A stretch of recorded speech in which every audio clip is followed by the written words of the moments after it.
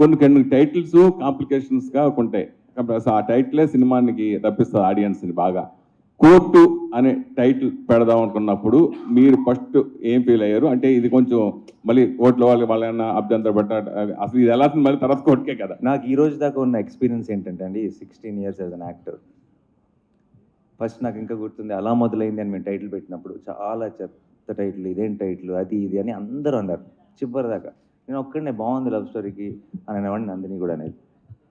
And అందరు ఒక్క positive remark లేదు. అండ్ ఆ తర్వాత సినిమా సూపర్ హిట్ అయింది. ఆ తర్వాత అందరూ అసలు అలా మొదలైంది తప్పితే ఈ సినిమాకు ఇంకో టైటిల్నే ఊహించుకోలేము అని అన్నారు. ఇలా అట్లీస్ట్ నాకు కనీసం ఒక 10 సినిమాలతో ఎక్స్పీరియన్స్ ఉంది.